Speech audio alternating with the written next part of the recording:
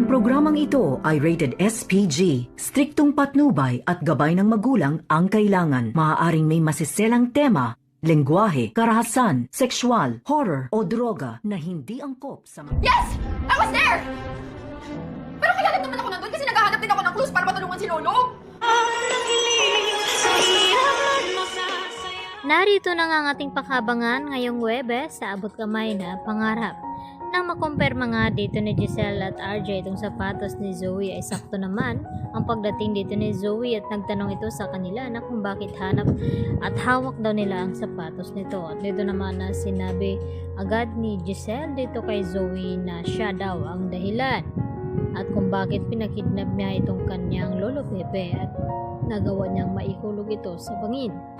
At syempre ang ginawa naman dito ni Zoe ay todo tanggi sa mga paratang na ibinabato nga ni Giselle sa kanya.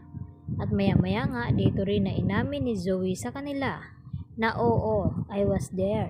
Dahil nandun din daw siya upang naghahanap siya ng closure kung nasaan nga daw itong kanyang lolo Pepe. At hindi daw niya alam na kung paano natanggal sa kanyang sapatos ang ganong disenyo. At dito naman na umiyak itong si Zoe at ginawa niya lahat upang magmamakaawa dito kay RJ at makonsensya ito. At dito rin na sinabi ni Zoe na nagpapakita daw at nagpaparamdam sa kanya itong si Don Pepe upang ipahatid sa kanya na kinakailangan daw siya nito. At hanggang sa pag-iyak naman ang ginagawa dito ni Giselle dahil tila nagigilty nga ito sa ginawa niyang pambibintang dito kay Zoe dahil sa paawa effects ni Zoe dito sa kanila na sana raw magkapalit sila ni Don Pepe at siya na lamang ang nandun sa ICU at mawala at makumatos. At awang-awa naman ang kanyang ama na si RJ dito nga kay Zoe. Samantala, ipinaalam naman agad ni Giselle at RJ dito kay Annalyn Santos ang tungkol sa nakita nilang sapatos dito kay Zoe. At sinabi rin dito ni RJ ang tungkol sa sinabi ni Zoe na nandun din daw siya nang matagpuan itong si Lolo Pepe. At dito naman na sinagot ni Annalyn ito at sinabi dito sa kanyang ama na nagsisinungaling itong si Zoe dahil hindi nga daw nila nakita dito ni Doc Lyndon Javier itong si Zoe na naroon. Dahil tanging dalawa lamang, si Lyndon at itong si Annalyn, ang nandoon nang matagpuan nga itong si Lolo Pepe. At dito naman nagkaroon na naman ulit ng hinala itong si Giselle na sa tingin nito ay nagsisinungaling nga at malakas pa rin ang kutob ni Giselle na may kinalaman pa rin itong si Zoe sa nangyari nga dito kay Don Pepe.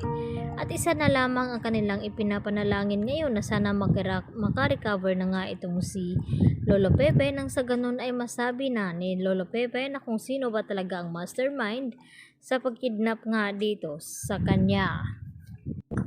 Samantala, narito din ang ating ipapanapakaabangan dahil magpapakita na nga ito ngang anak di umano ni Giselle at makilala nga ito ni Annalyn Santos at nagtanong nga itong si Justin na kung si Annalyn nga ba itong kanyang kausap ngayon at ito nga ba ang illegitimate na anak dito ni RJ.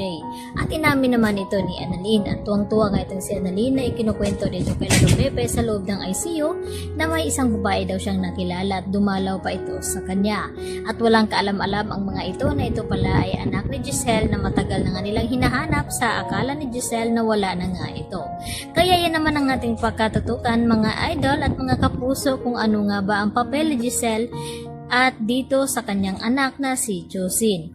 At malalaman na nga natin kung bakit nagpapakita ngayon itong anak ni Giselle na inakala nga ni Giselle na wala na nga ito.